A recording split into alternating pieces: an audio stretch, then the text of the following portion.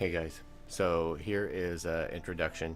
A few people have asked me, and this is before we actually get into the kit, of what tools that I end up using while I'm working with resin.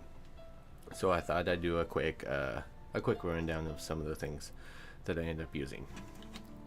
I end up using something like a Gundam marker, and that's for if I have, let's say, spots like this, and I want to point out there's a flaw right here.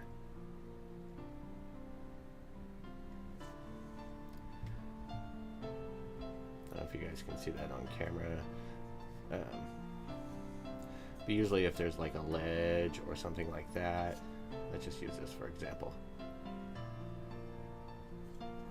I will outline that just so I have an idea. You can also use, and it's always handy to have a mechanical pencil, so you can go, okay, I need to make sure and clean that up right there. Both of these have their uses. Right there's a little ledge, so you can just use your pencil and fill that in, and then when you're sanding, you'll know when you get down to it because you'll start wearing that off. So that's kind of handy to always have around. Plus for making notations, little arrows, things like that, maybe you see a flaw. So that's one set of tools that I end up using. Another handy pair of nippers. Doesn't have to be real good ones. And what you want those for is on pieces like this. I don't know if there's too much light. Kind of looks like there's too much light. I can't really tell through the camera. So what you want that for is trimming down things like the pour spouts. Save you some time on sanding. Something like this. You just find your ledge.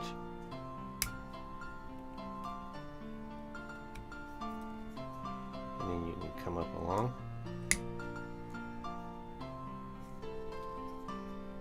And then you can shave off a little bit. Make your life much easier than sitting there with a sanding stick trying to work that down. Speaking of, besides those, always handy to have hobby knives around. I usually have like 3 or 4 different ones around. You can use the back sides for trimming off.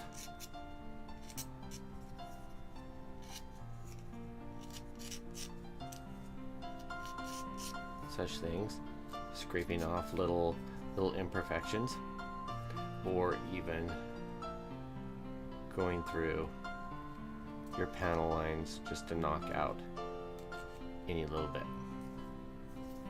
So we've got that. Other things to have that are real handy: files. I have all kinds. These are Tamiya files. Actually rather heavy duty. You can pick up most hardware stores, things like that. They'll have this style. These are real handy because they're really fine, and you can get into small crevices. I actually have 2 or 3 different sets, different curvatures, things like that. These are real handy because they're real heavy duty. Now, another main thing that I always say: have a towel. Any kind of towel. You can pick them up cheap. But always have one around your workspace. I always have a tendency of having one down where I'm working. That way, while I'm sitting here and I'm filing on this to work it down,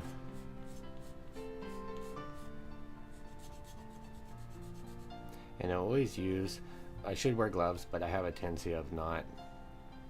But I will use my finger as a guide or as a stop.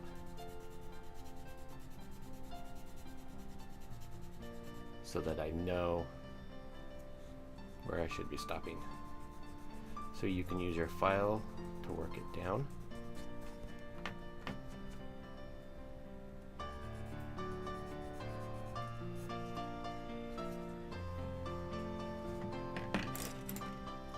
Next up, your sanding sticks.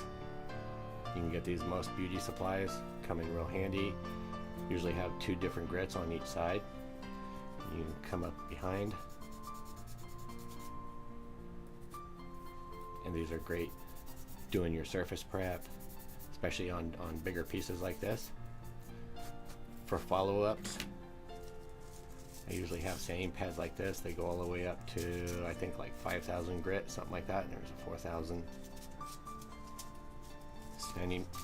Sanding stick, sanding pad's gonna be your best friend.